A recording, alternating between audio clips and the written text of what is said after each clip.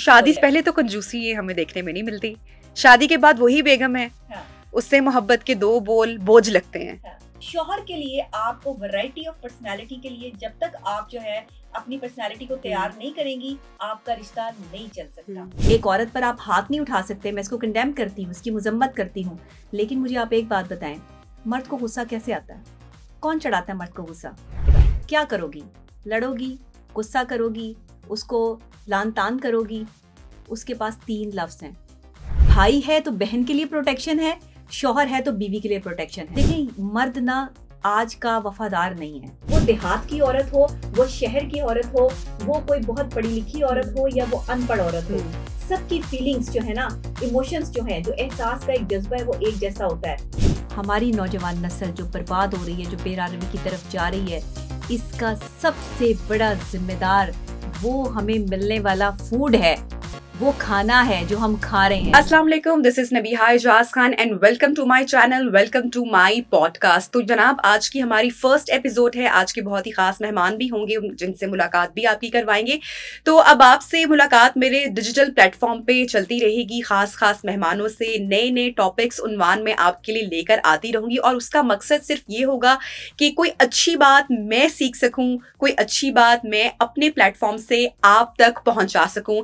ऐसे टॉपिक्स जो कि हमारी जिंदगी में, हमारी प्रैक्टिकल लाइफ में हमें हेल्प आउट कर सकते हैं, हमें मदद कर सकते हैं, हमें एक बेहतर इंसान बना सकते हैं। अगर आपके भी दिल के करीब कोई टॉपिक हो, कोई खास मेहमान हो, कोई शख्सियत हो, तो आप हमसे राब्ता कर सकते हैं, फीडबैक दे सकते हैं, कमेंट बॉक्स में हमें सब कुछ बता सकते हैं। तो आज का टॉपिक एक ऐसा टॉपिक है कि जो कि सदियों से इस सोसाइटी का, हमारे मुआशरे का उन्वान बना रहा है, और वो है अज़दवाजी जिंदगी, मियाँ बीवी का रिश्ता। क्या ही बात है कि मियाँ बीवी का रिश्ता इस दुनिया में अल्लाह ताला ने पहला रिश्ता बनाया आदम और हव्वा का, और बहुत नाजुक डोर है, वी ऑल नो, और बहुत मजबूत भी है। लेकिन उसके बावजूद पेचीदगी, कशीदगी, कश्मकश का शिकार ये रिश्ता क्यों रहता है?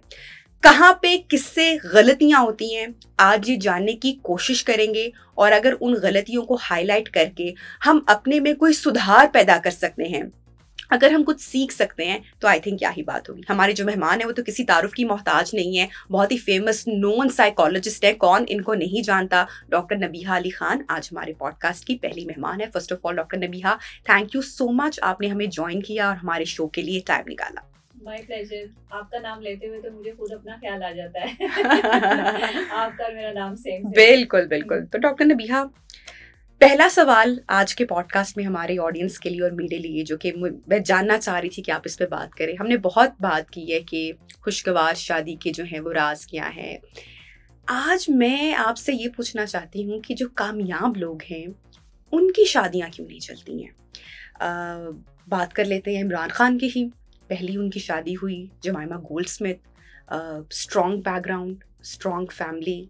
इमरान खान खुद क्रिकेट में सुपरस्टार, पॉलिटिकल करियर तो उनका खैर काफ़ी देर बाद बना, लेकिन उसके बावजूद उनकी जो दोनों शादियां हैं वो कामयाब नहीं रही। और जो तीसरी शादी है, अगर मैं कहूँगी, वो चुंबक की तरह अभी हो रही है, डगमगा रही है, इधर उधर जा रही है।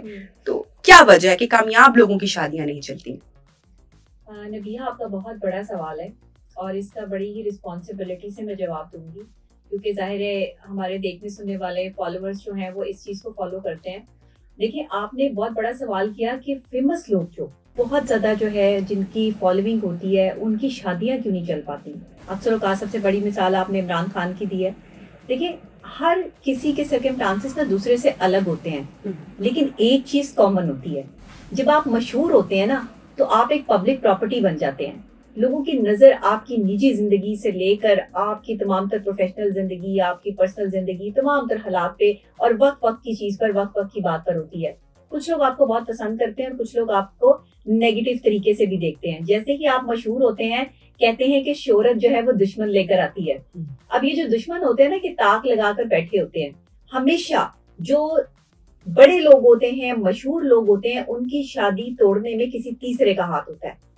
उनकी अपनी जो है वो इतनी शायद वो एग्रेसिवनेस या सारी बिहेवियर्स मैटर नहीं करते, क्योंकि ये तो ह्यूमन बीइंग है ना, एक इंसान है, उसका बिहेवियर है, मुख्तलिफ किस्म के एटीट्यूड लेवल है, तो वो साथ साथ चलता रहता है। हर शख्स गुस्सा भी करता है, हर शख्स जो है वो अपने अपनी बड़ाई बयान करने की कोशिश भी करता है। और एक जो मशहूर लोग होते हैं ना, उनकी कैपेसिटी जो है वो बहुत ज्यादा होती है, माइंड कैपेसिटी बहुत ज्यादा होती है, उनका सोशल सर्कल बहुत ज्यादा होता है, जिसकी वजह से थर्ड पार्टी इंटरफेरेंस जो है वो उनकी जिंदगी में बहुत ज्यादा आ जाती है। अक्सर औकात क्या होता है कि जो उनके चाहने वाले होते हैं, फॉलोअर्स होते हैं, या जैसे आप इमरान खान की बात कर लें तो पार्टी के और बहुत सारे लोग हैं, इर्द गिर्द हैं लोग, हर बंदा उस शख्स को अपनी जागीर समझ रहा होता है कि इमरान खान मेरा है, इमरान खान मेरा है। आप आज किसी से भी पूछ लें तो हर बंदा यही कहेगा कि ये लीडर मेरा है और मैं लीडर के लिए जान देने के लिए तैयार हूँ। अच्छा, जो जान देने के लिए तैयार है वो पहले आपको उस चीज में देखेगा भी तो सही ना, और वो आपसे जो है वो पूछेगा भी, और आपको समझेगा भी कि ये शख्स जो है वो सिर्फ मेरा ही रहे। इसलिए शादी तोड़ने की कुछ कोशिशें की जाती हैं। जमाइमा के साथ जो खान साहब की शादी टूटी, इसके पीछे भी थर्ड पार्टी थी, क्योंकि उन दिनों उनका जो है वो प्लान था सियासत में आने का, और जमाइमा उनको सपोर्ट भी कर रही थी। और क्योंकि जमाइमा गोल्डस्मिथ आपको पता है कि एक बड़ा नाम था और नाम है अभी, तो उनकी शादी तोड़ने में भी थर्ड पार्टी थी। ये जो लोग जानते हैं वो इस चीज से जो है वो मेरी एग्री करेंगे, क्योंकि आपको पता है मैं इन्वेस्टिगेटिव जर्नलिस्ट भी हूँ, तो मेरी और भी जराये के जरिए भी हमें चीजें मालूम होती रहती हैं। साइकोलॉजिकली अगर खान साहब की शादी नहीं चल सकी तो उसमें खान साहब की आड़े कोई नहीं था, वो खुद थे और वो खुद हैं। क्योंकि खान साहब में एक, आप इसे क्वालिटी कह लें या डिसएडवांटेज कह लें उनका, या आप ये कह लें कि वो किसी की बात को प्रेफरेंस नहीं देते, उनकी अपनी बात मायने रखती है। वो जब बात कर रहे होते हैं और कोई उनकी बात ना सुने तो वो इंटरप्ट भी कर देते हैं, वो अपनी बात वहीं रोक के उस बंदे को देख लेते हैं कि मेरी बात गौर से नहीं सुन रहा। इसी तरह बीवी से एक्सपेक्टेशंस का मामला है। जब आप बीवी से एक्सपेक्टेशन बढ़ा लेते हैं, और जो एक खान फैमिली, पठान फैमिली से मेरा भी ताल्लुक है, तो मैं इस चीज को थोड़ा सा समझती हूँ, साइकोलॉजी को जरा डीप जाके, कि हम पठानों में जो है वो एक चीज होती है और वो होती है इज्जत। सही, हम इज्जत पे समझौता नहीं करते। औरत है, मर्द है, कोई भी है, इज्जत पे समझौता नहीं होता। और हमारे अपने असूल हैं, अपने जाब्ते हैं, कवायद हैं, उनके मुताबिक जो बंदा नहीं चलता ना, हम उसके साथ नहीं चलते। अच्छा, एक्सपेक्टेशंस की आपने बात की, खवातीन को बड़ी एक्सपेक्टेशंस होती हैं शौहरों से, तो ये भी एक रीजन हो सकता है कि रहा वो उन एक्सपेक्टेशंस पर पूरा ना उतर पाए हो। अच्छा, दूसरी एक बात अक्सर हमने सुना है, आप भी इस बात को समझते होंगे, अगर पैसा हो, शोहरत हो, स्टेटस हो, पावर हो, तो फिर शादी क्यों ना चले। तो ऐसे भी एग्जाम्पल हमारे पास मौजूद है, हमारी सोसाइटी में भी होंगी। बिल गेट्स की बात कर लेते हैं कि क्या ऐसी वजह होगी कि बिल गेट्स की बीवी उनको छोड़कर चली गई, यू नो। सो ऐसी एग्जाम्पल्स भी हैं, तो क्या वजह बनी होगी आपके ख्याल में, या क्या ऐसी शादियां जिन, अगर हम पावर कपल्स की बात करते हैं, वो क्यों नहीं चल पाते हैं। खान साहब का जिक्र किया, आमिर खान की मिसाल ले लेते हैं हम अपने नेबरहुड कंट्री से। उनका रिसेंट इंटरव्यू बहुत वायरल हुआ जिसमें ऑलमोस्ट ही क्राइड, और उनको रियलाइज हुआ अपनी गलतियों का कि मैं अपने बच्चों को टाइम नहीं दे पाया, और मैं अपने सेट के लोगों का मुझे मालूम था, लेकिन मेरे बच्चे मुझसे क्या डिमांड कर रहे हैं, जो टाइम रिक्वायर कर रहे हैं, मैं उनको वो नहीं कर पाया। तो फिर क्या फायदा कि आप वन डे बैठे हैं और सब कुछ होने के बावजूद you are not with your family.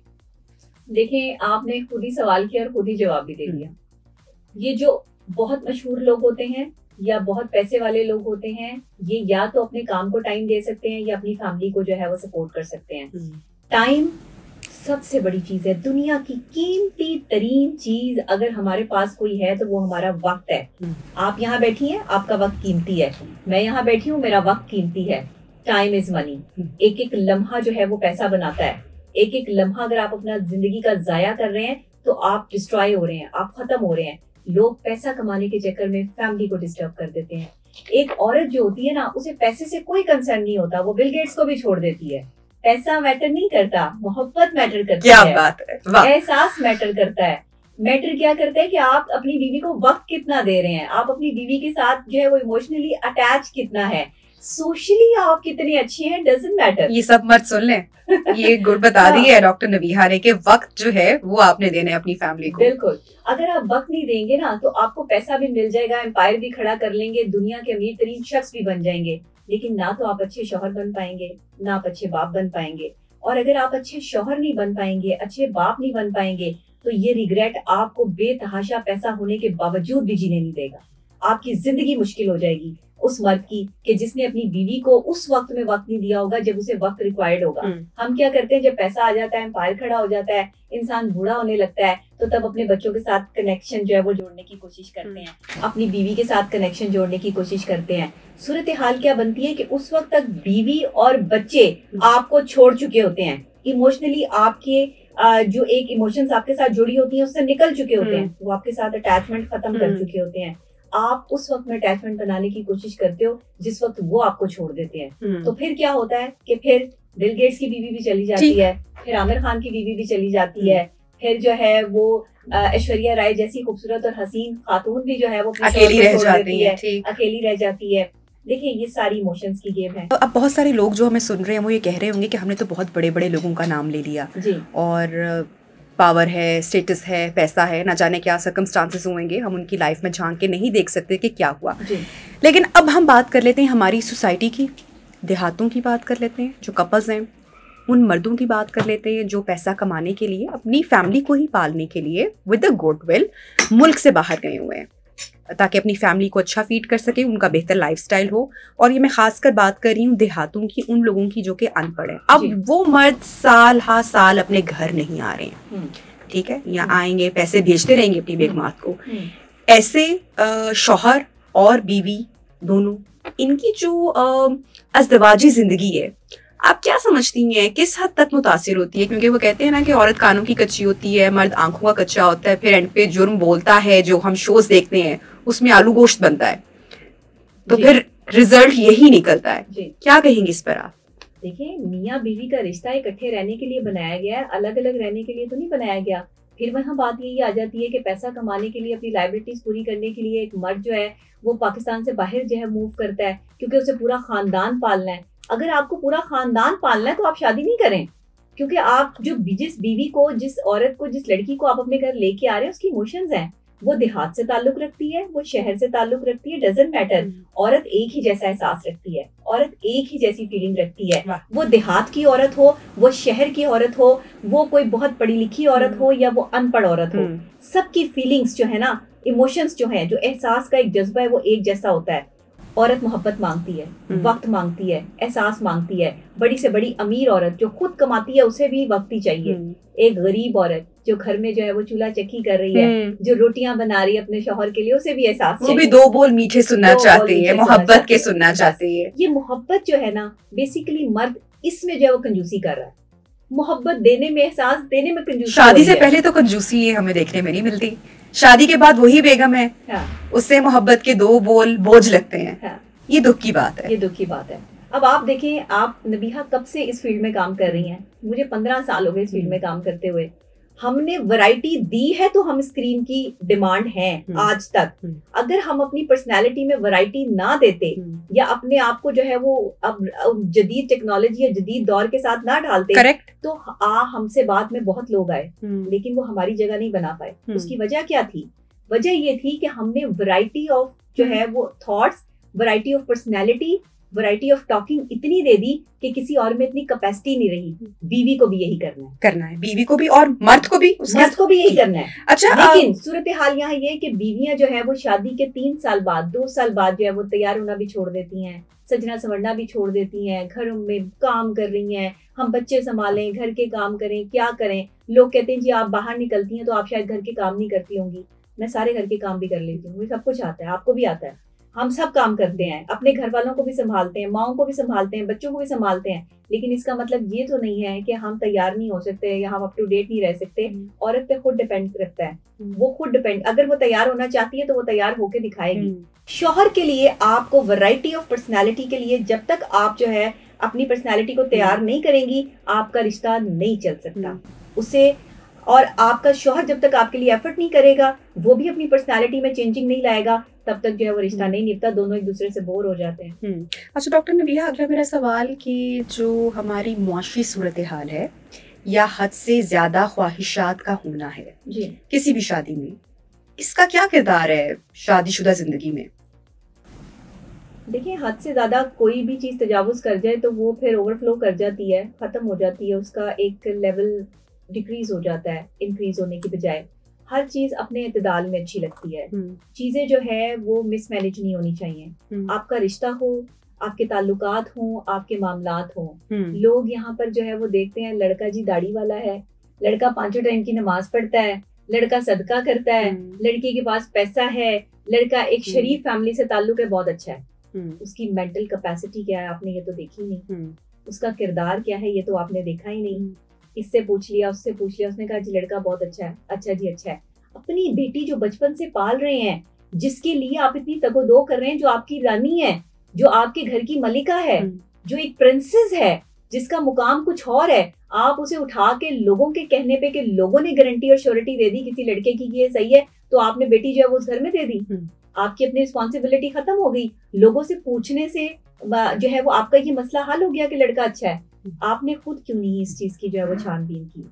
लोग एफर्ट ही नहीं कर रहे। माँ बाप कहते हैं हम कहाँ तक गए पीछे भागे, हम क्या देखें, बस लोगों ने कह दिया लड़का अच्छा है तो हमने अपनी बेटी की शादी कर दी। हमने देखा जी किनाल का घर है, गाड़ी है, बंगला है, लड़का जो है वो अप टू डेट है, डॉक्टर है, इंजीनियर है, प्रोफेसर है, पायलट है, तो अपनी बेटी हमने दे दी। आपने अपनी बेटी दी है पैसे को, आपने अपनी बेटी मर्द को नहीं दी, क्योंकि मर्द की कैपेसिटी देखने के लिए उसका किरदार देखना पड़ता है। मर्द को देखने के लिए जो है ना वो उसके मामलात, हालात और उसके दोस्त देखने पड़ते हैं। मर्द को जांचने के लिए ना उसकी रैकी करनी पड़ती है। डॉक्टर नबीहा, मर्दों की आपने बात की कि मर्द बहुत अच्छा होता है और मर्दों की आप हमेशा वकालत करती हैं, उनकी साइड पर आप बात करती हैं, जहाँ पर पूरी दुनिया इस वक्त औरत के इंडिपेंडेंट होने पर, उसकी आज़ादी के हवाले से बात कर रही हैं, वहाँ पर आप मर्दों की साइड पर आ गई हैं। तो आप औरतों की खलीलुर रहमान कमर बन गई है मेरे ख्याल से। खलीलुर रहमान कमर कोई जो है वो माफ़ौकुल फितरत बात नहीं है या कोई ऐसा जुमला नहीं है। खलीलुर रहमान कमर साहब आपकी पाकिस्तान की एक बड़ी पर्सनैलिटी है। वो अपनी सोच से बात करते हैं और उनका अपना एक मौक़िफ़ है। मैंने कभी उनको बहुत गहराई से ना सुना ना जांचा, मुझे नहीं मालूम, लेकिन मैं बात करती हूँ असूल पर, मैं बात करती हूँ सच पर, हकीकत पर। अच्छा, सच और हकीकत क्या है कि कुरान कह रहा है कि मर्द तुम्हारा मुहाफिज है। मैं हाकिम का लफ्ज़ इस्तेमाल नहीं कर रही, माजरत के साथ। मैंने क्या कहा? मुहाफिज है। मुहाफिज क्या है? प्रोटेक्टर है। बाप है तो बेटी के लिए प्रोटेक्शन है, भाई है तो बहन के लिए प्रोटेक्शन है, शौहर है तो बीवी के लिए प्रोटेक्शन है। हजूर अकरम सल्लल्लाहु अलैहि वसल्लम से पूछा कि आप बताइए कि औरत पे सबसे ज्यादा हक किसका है, तो फरमाया गया, 3 दफा फरमा दिया कि औरत पे सबसे ज्यादा हक उसके शौहर का है।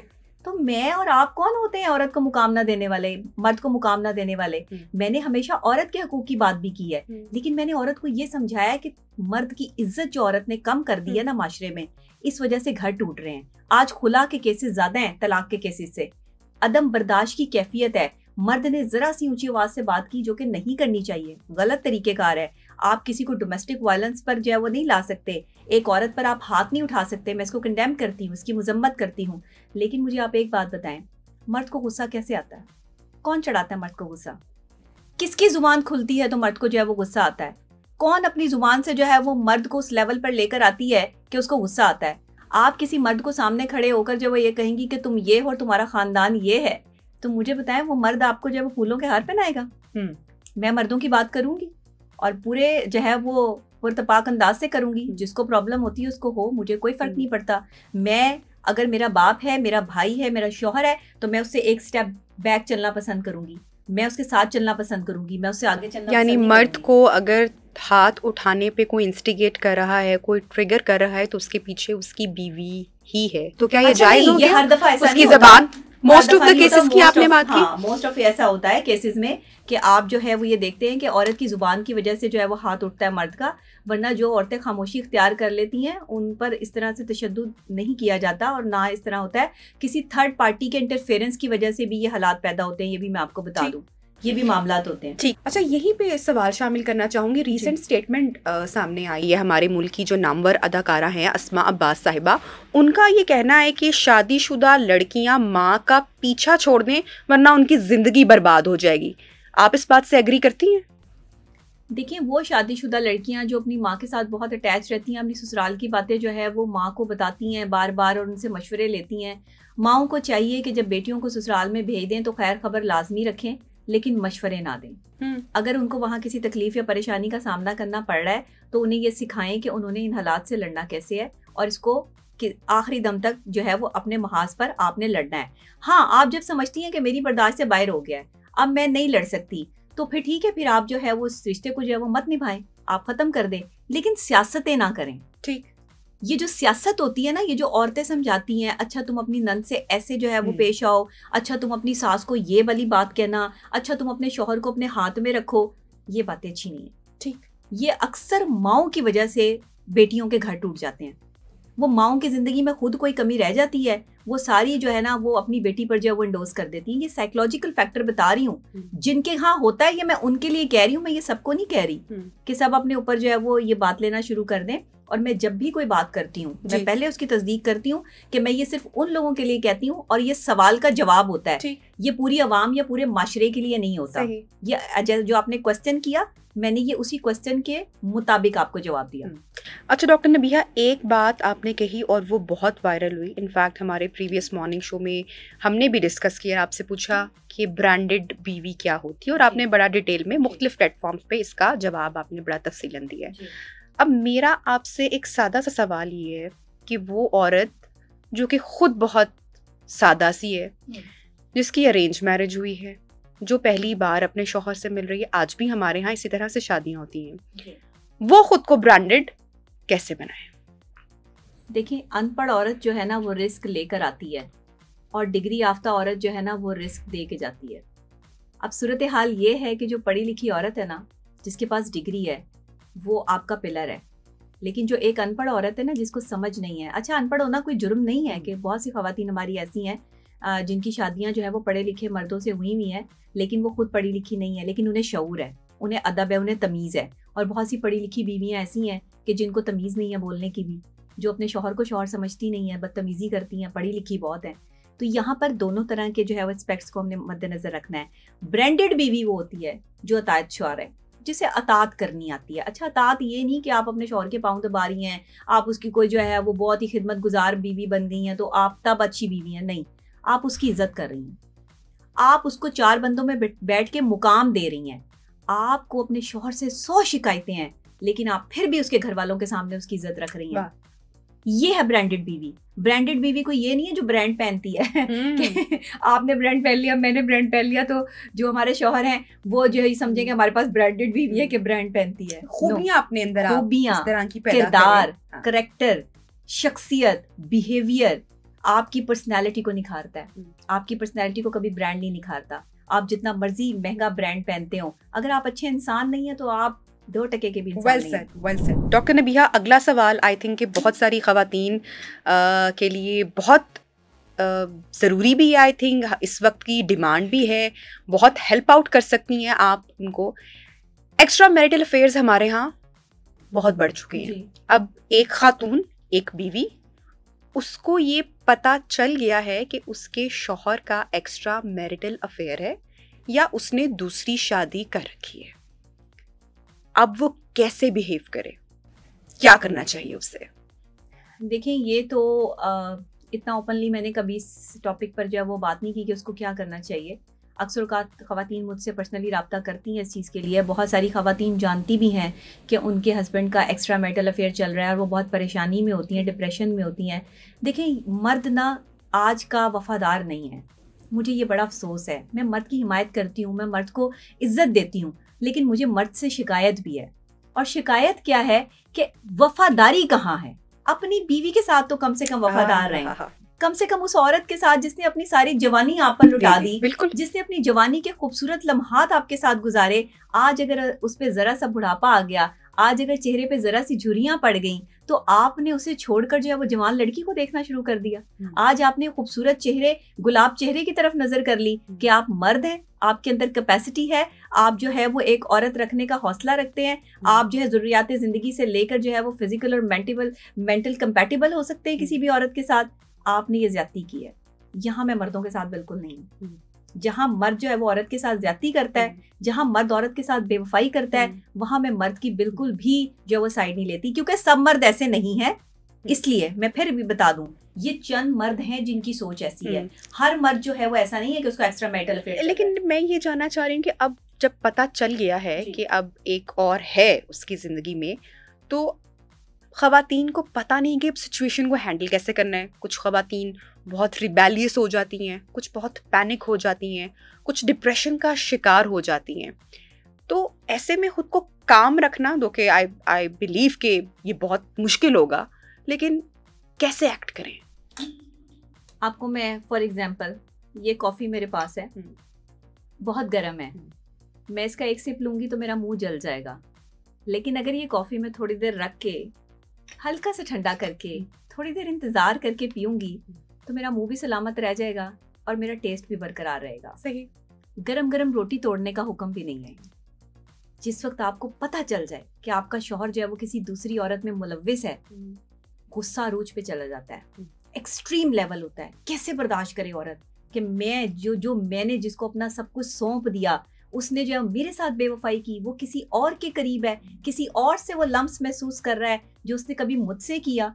औरत को ये बात बर्दाश्त नहीं होती, कोई औरत भी नहीं, आप मैं कोई भी नहीं कर सकता। बिल्कुल, ये बर्दाश्त से बाहर है चीज। लेकिन क्या कि उस वक्त कॉफी गर्म है, मुंह जल जाएगा, इसी तरह घर जल जाएगा, घर तबाह हो जाएगा, उजड़ जाएगा। क्या करोगी? लड़ोगी, गुस्सा करोगी, उसको लान तान करोगी। उसके पास 3 लफ्ज हैं, वो उस 3 लफ्जों पर सारी जिंदगी बर्बाद कर सकता है एक औरत की।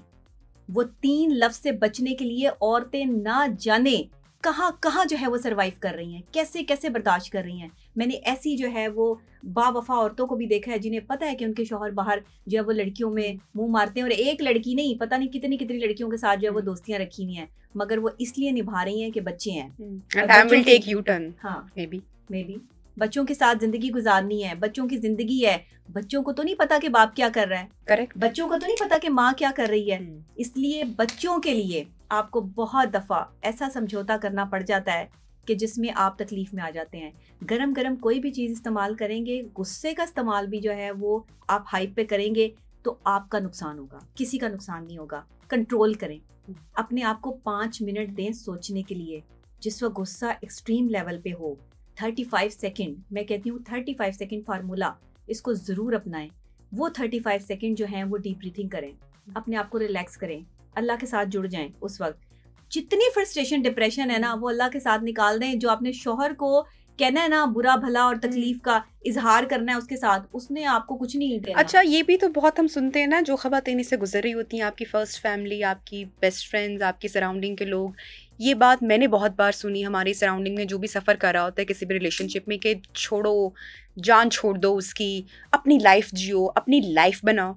ये करेक्ट फॉर्मूला है जो सब बताते रहते हैं कि अगर आपने जान छोड़ दी तो क्या इससे आप खुश रह सकेंगे या एफर्ट करनी चाहिए? मुझे एक बात बताएं आखिरी दम तक। देखें, अगर आप चलें एफर्ट करती हैं उसके बाद भी वो मर्द आपका नहीं है, वो आपके साथ सिंसियर नहीं है, आप उसे छोड़ देती हैं तब भी वो आपका नहीं है, अच्छा रख के भी जो है वो नहीं है, ना रख के भी वो नहीं है, तो रख के ही देख लो फिर।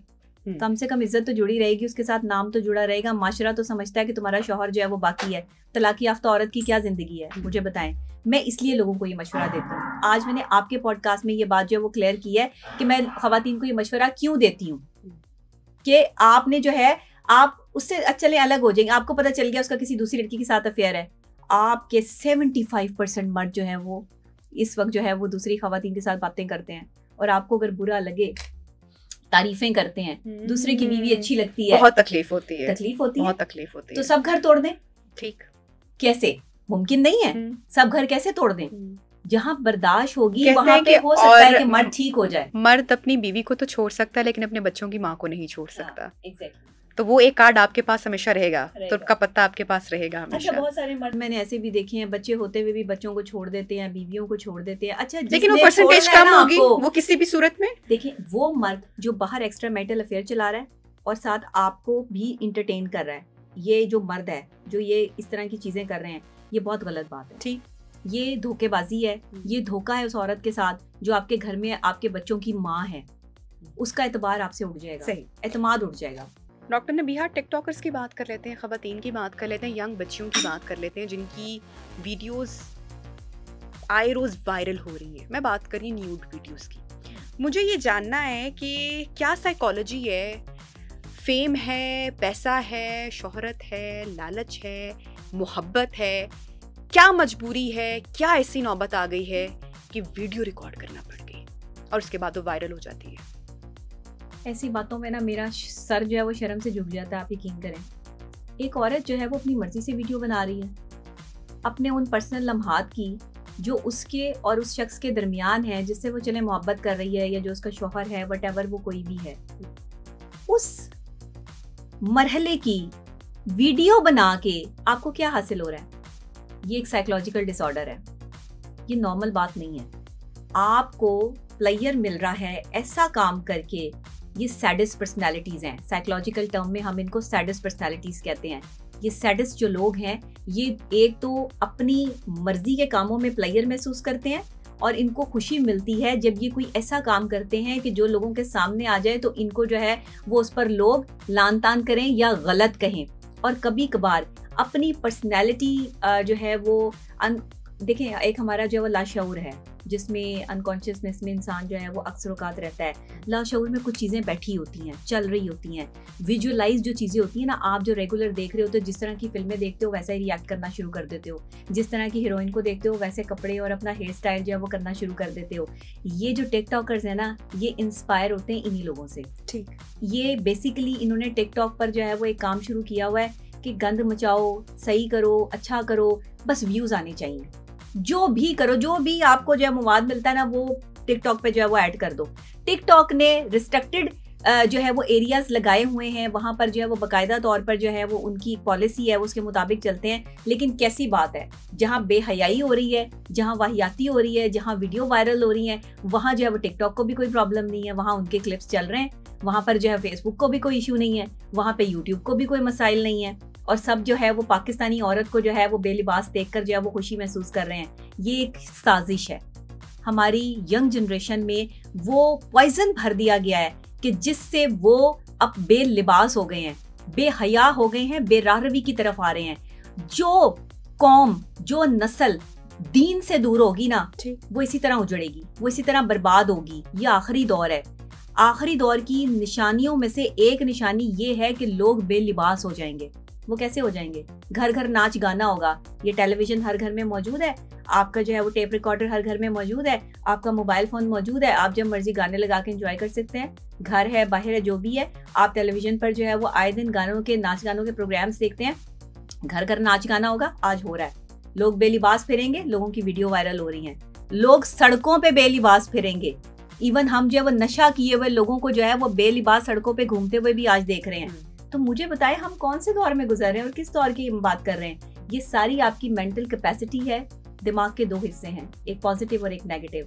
डिपेंड ऑन यू कि आप अपने दिमाग को किस साइड पर चलाते हो, पॉजिटिव की तरफ जाते हो या नेगेटिव की तरफ जाते हो। जितना नेगेटिव चीजों को देखोगे, पर्सनैलिटी भी उतनी नेगेटिव होती जाएगी। ये लोग पहले इसको देखते हैं, फिर वैसा अटेम्प्ट करने की कोशिश करते हैं। उन लड़कियों से इंस्पायर होते हैं जो 2-2, 3-3 घंटे जो है वो लगा के इस तरह की मूवीज जो है वो उसमें अपना डिस्प्ले देती हैं। और ये जो है वो एक ही आधे घंटे में जो है वो पूरी फिल्म बनाकर जो है वो उसको डिटेल वाइज जो है वो छाप देते हैं। और फिर हमारे माशरे के लोगों की साइकोलॉजी चेक करें कि वो एक दूसरे को कॉलिंग करके, मैसेजेस करके कह रहे होते हैं, यार वो वीडियो वायरल हुई है, जरा वो वीडियो तो भेजना। सही, ये कोई बात है करने वाली? अच्छा, किसी की वीडियो वायरल क्यों होती है? क्योंकि आप उसे आगे से आगे जो है वो भेज रहे हो, उसके व्यूज बढ़ रहे हैं, लोग उसे देख रहे हैं, बच्चे देख रहे हैं, माशरे में बुजुर्ग देख रहे हैं। क्या वो अपने आप को कहते होंगे आपके अपने भाई देख रहा है, आपके अपने माँ बाप देख रहे हैं? कैसी औलाद पैदा की है? आज के दौर में जो है वो नेक औलाद होना बहुत बड़ी ब्लेसिंग है। और अल्लाह माफ कर दे कि जहाँ पर इस तरह की औलादें हैं कि जो अपने बॉयफ्रेंड के साथ वीडियोस बनाती हैं, या तो खुद जो है वो उसको वायरल कर देती हैं, या वो दूसरे जो है वो उसको वायरल कर देते हैं किसी से भी जो है वो अपने आप को जो है वो इंगेज करने के लिए, या रिवेंज पर। अक्सर औकात रिवेंज पर भी ये चीजें की जाती हैं। नहीं होनी चाहिए। इन सैडिस्ट पर्सनालिटीज को चाहिए कि अपना इलाज करवाएं, पर वक्त करवाएं। देखिए, हमारी ऐसे लिटिल बिट मेंटल डिसऑर्डर्स हैं कि जो हर शख्स में है। ठीक, कहीं ना कहीं मेंटल इलनेस जो है वो मौजूद है। मुख्तलिफ लेवल्स पर होगी, हाँ, मूड्स है ना, किसी को स्वेयर होगी, हाँ, मूड स्विंग्स हैं, ओवर थिंकिंग है, नॉर्मल चीज आप समझते हैं इसको, नॉर्मल नहीं है, एबनॉर्मल बिहेवियर की तरफ इशारा है। इलाज करवाएं, जरूरी है। मेंटल कैपेसिटी को समझें।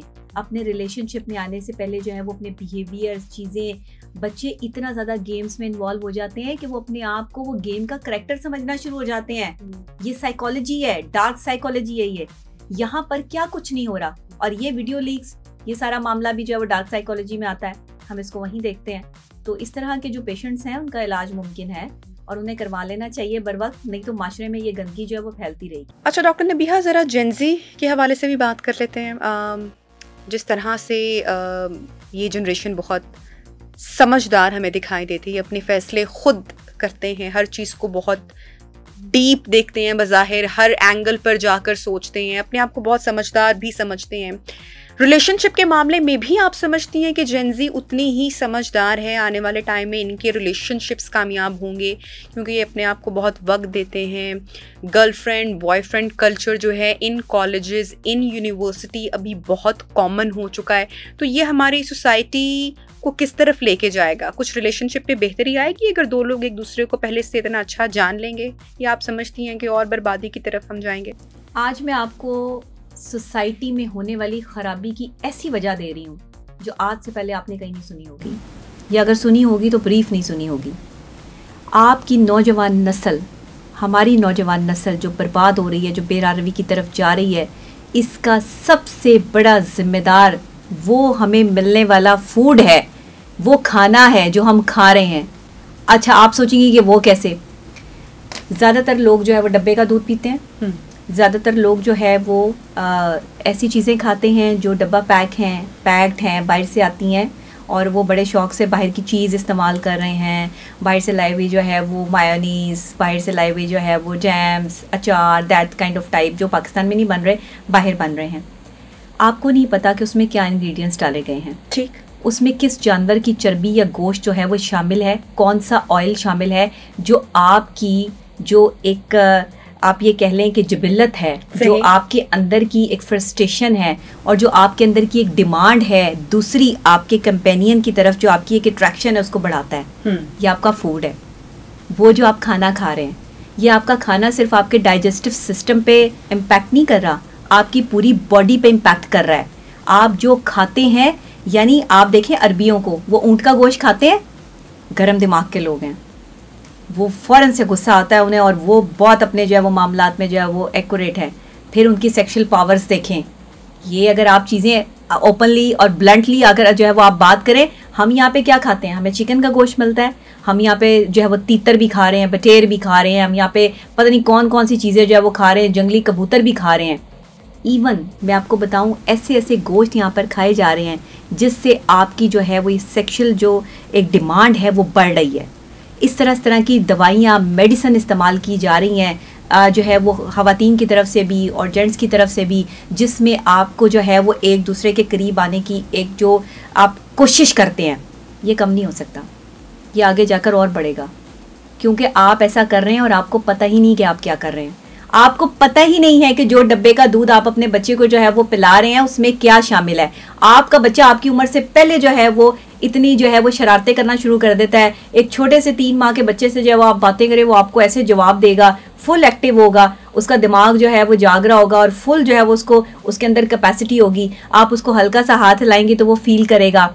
फीलिंग्स हैं, फीलिंग्स हाई हो रही हैं। हमारी फूड ऐसी है, हमें ऐसा फूड दिया जा रहा है डब्बा पैक, जो बाहर से जो है वो इम्पोर्ट किया जा रहा है। उसमें क्या है, ना आप जानती हैं ना मैं जानती हूँ। बच्चे और बच्चियां वक्त से पहले जवान हो रहे हैं, उसके पीछे जो रीजन है वो है खाना। आपका फूड, आपका ऐसा फूड जो आप हाइजीन तो आप उसमें ज़ाहिरी बात है ऑलरेडी मौजूद होती है, क्योंकि आपको पता है कि ये अमेरिकन फूड है, ये ऑस्ट्रेलियन फूड है, जापानीज़ लोग खाते हैं अपनी स्किन को अच्छा करने के लिए, बालों को अच्छा करने के लिए, चाइना में इस्तेमाल होता है। बड़े प्यार से बता रहे होते हैं जी अमेरिका का जो है वो फूड है, अमेरिका से मैं जो है वो मल्टीविटामिन जो है वो लेकर आया हूँ, मैंने ये इस्तेमाल किया है। आपको नहीं पता उसमें क्या है, आपको नहीं पता। आप जैसे ही वो इस्तेमाल करेंगे, आपके अंदर पावर्स जो हैं वो इन्हेंस होना शुरू होंगी, आपको दूसरी अपनी जो मुखालिफ जिन्स है उसकी ज़रूरत बढ़ती चली जाएगी और आप उसमें फिर गलत रास्ते पे जाएंगे। आज जो हमारे साथ ये हो रहा है वो इसी वजह से हो रहा है। आप इसकी तहकीक कर लें, तस्दीक कर लें।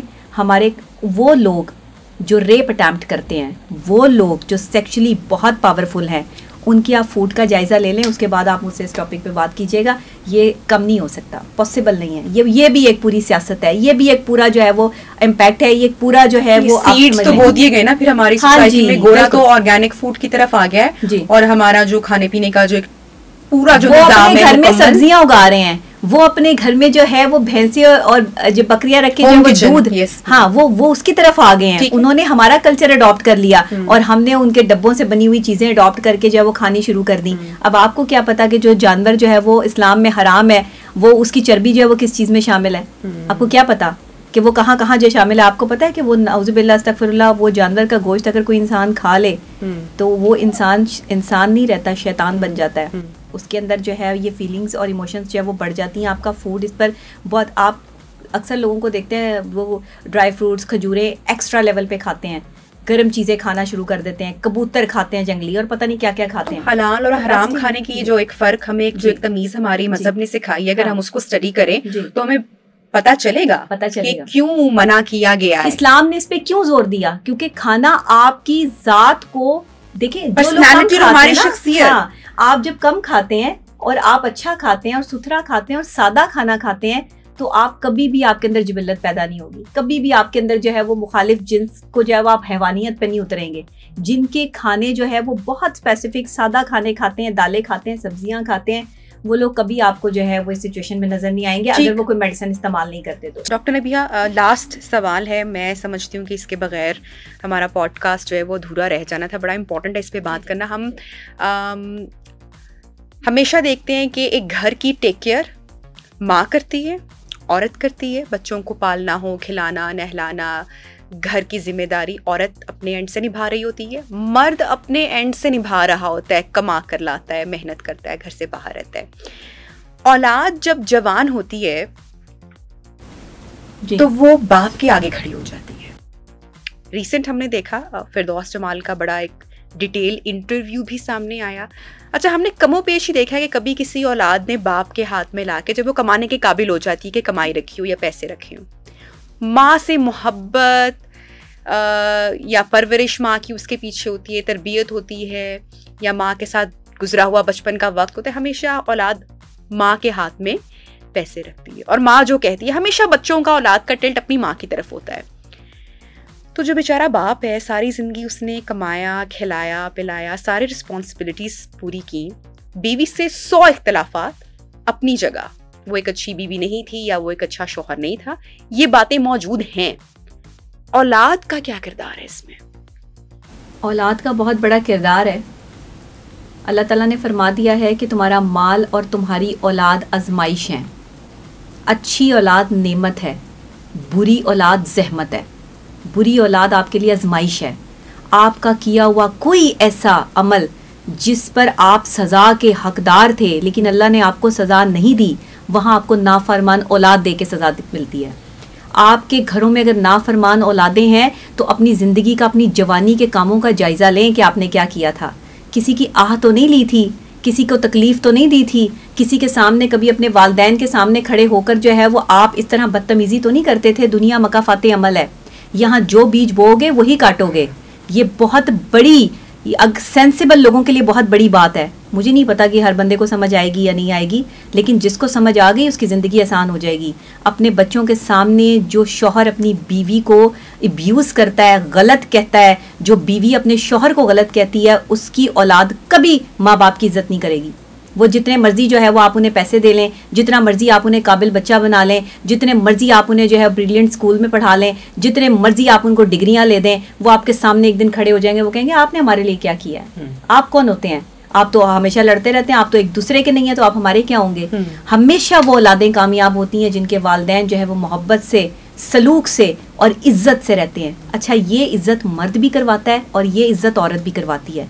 औरत बच्चों को बताती है कि तुम्हारे बाप का जो है मुकाम क्या है, तुम्हारा बाप कैसा आदमी है। यहाँ औरतें बताती है तुम्हारा बाप ऐसा आदमी है, उसने मुझे हर वक्त जो है वो मारा, पीटा, गालियाँ दी, मुझे ये सब कुछ जो है वो झेलना पड़ता था मुझे। अब बच्चे के जहन में जो है वो बैठना शुरू हुई कि मेरा बाप अच्छा आदमी नहीं है, वो मेरी माँ पे जुल्म करता है, वो मेरी माँ को मारता पीटता है। तो मारता पीटता है तो क्या कर रही हो उसके साथ? बच्चे क्यों पैदा कर रही हो? फिर मारता पीटता है ना, गलत आदमी है, आप नहीं रह सकती उसके साथ। तो फिर ये क्या मामला है कि आप उसके साथ में भी बैठी हैं, उस पर आप सर पे भी सवार हुई हुई हैं, और फिर दमाने भर में उसकी बुराइयां भी हो रही हैं और बच्चों को भी डोज हो रहा है कि जी तुम्हारा बाप जो है वो गलत आदमी है। यही मर्द पे डिपेंड करता है। तुम्हारी बीवी गलत औरत है, मेरी बीवी गलत औरत है, तुम्हारी माँ ने ये किया, तुम्हारी माँ ने कभी तमीज़ से बात नहीं की, तुम्हारी माँ ने, उन्हें क्यों बता रहे हो कि मियाँ बीवी का आपस का मामला है, बच्चे इसमें कहाँ से आ गए? आपने बच्चों का मेंटल लेवल ब्रेक कर दिया। जब आपने ब्रेक किया तो फिर आप मकाफाते अमल के लिए तैयार हैं। जो वालिदैन आपस में लड़ते हैं उनके बच्चे एक दिन उनके सामने खड़े होके ज्यादा इफेक्ट बाप को ही देते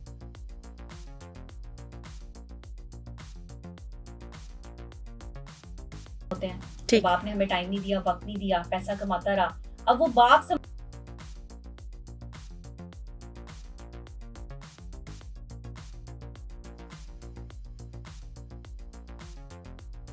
डॉक्टर बन गए, आप अच्छे प्रोफेसर बन गए, करेक्ट। बच्चों की तरह